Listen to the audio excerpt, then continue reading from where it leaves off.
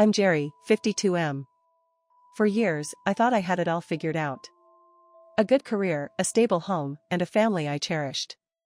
My marriage to Eleanor, 50SF, lasted over 15 years. We met young, built a life, and welcomed our daughter, Mandy, into the world. She was, and still is, my world. Our marriage ended when Mandy was just 8 years old. The divorce itself was standard in many ways, irreconcilable differences, the usual legal dance. But Eleanor's reaction was anything but standard. She was furious, vengeful. She immediately sought full custody of Mandy, launching a campaign of character assassination against me. She claimed I had anger management issues, that I was emotionally unstable around children, that I was a danger to Mandy. It was all lies, fabrications designed to paint me as unfit. I fought back, desperately. I tried to prove her claims were false, providing evidence of my stable temperament, my loving relationship with Mandy, my commitment as a father. But the family court system, as it often does, seemed to side with the more emotionally charged narrative, especially from a seemingly distraught mother. It led to a painful, drawn-out custody battle that lasted 5 agonizing years. 5 years of legal fees, emotional exhaustion, and watching my daughter caught in the crossfire. During those 5 years, I noticed a significant, heartbreaking change in Mandy. Initially, she was my little girl, affectionate, eager to spend our visitation time together, full of laughter and questions. But as Eleanor began to systematically influence her, the transformation was stark. Mandy became distant, withdrawn. Her calls became shorter, her visits less enthusiastic.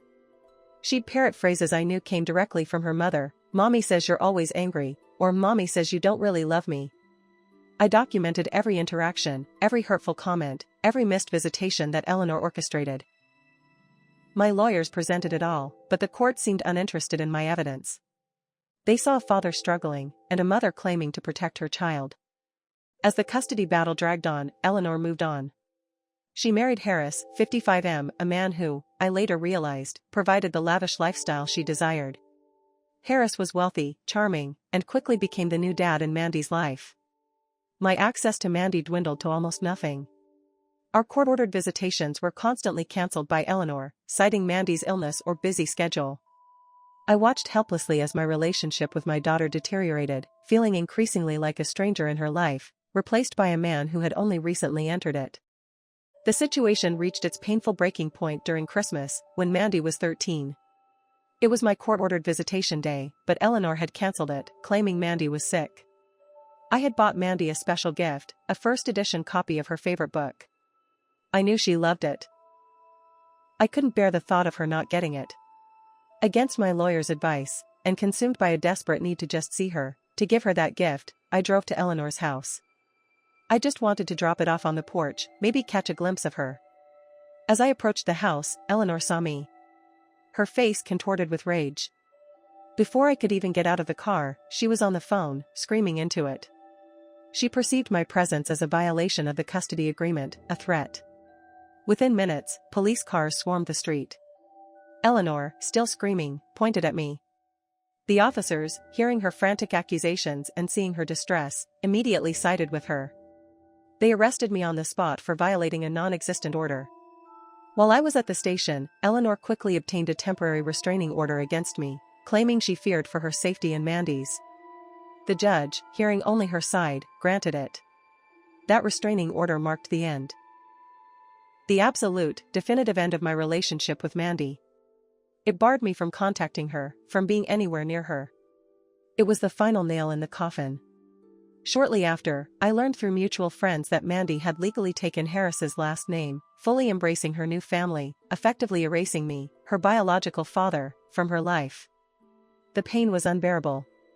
It felt like a death. For the next 7 years, I focused on rebuilding my life, or what was left of it. I worked hard, poured myself into my career, saved money.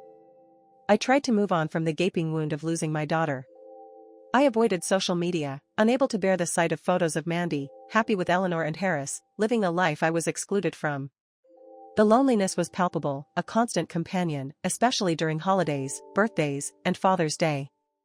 I learned to cope with the absence, to build a life around the quiet ache of her absence. I dated occasionally, but the scars of my past made it hard to fully trust or commit. I was a father without a child, a man haunted by a ghost. Fast forward to 2 weeks ago. I was at work, going through emails, when my phone buzzed with a text from an unknown number. I almost ignored it. But something made me open it.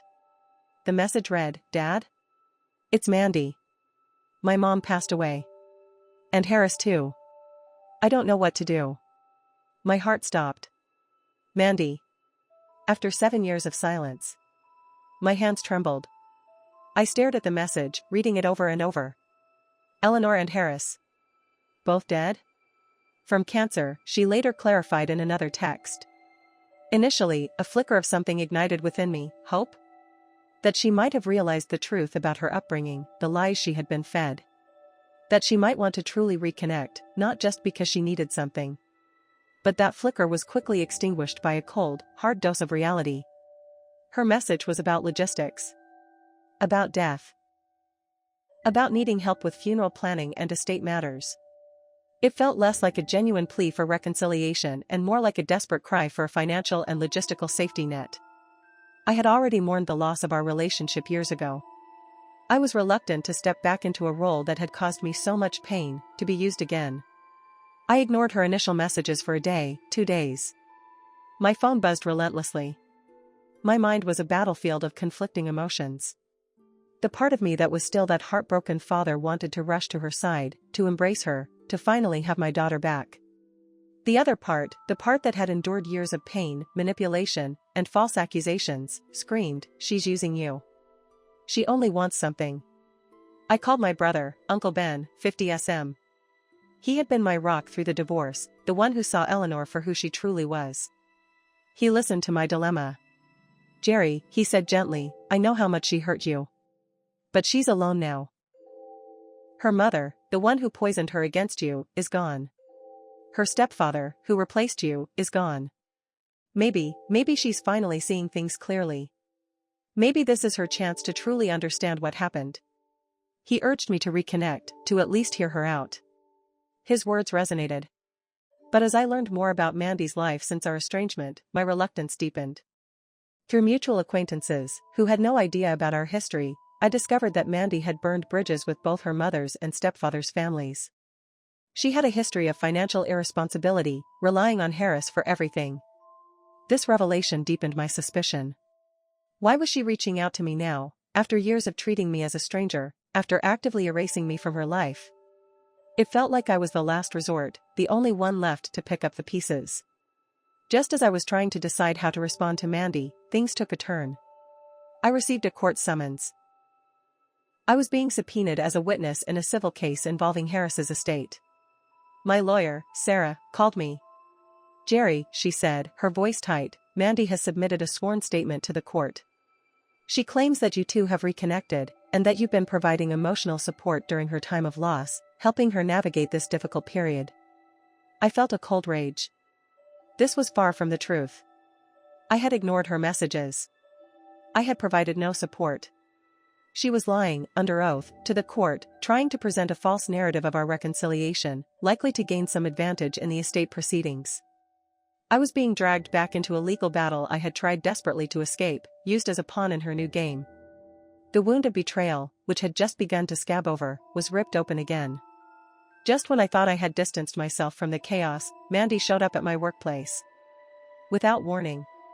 I was in my office, reviewing blueprints, when my assistant buzzed me. "Mr. Miller, there's a young woman here asking for you. She says she's your daughter." My blood ran cold.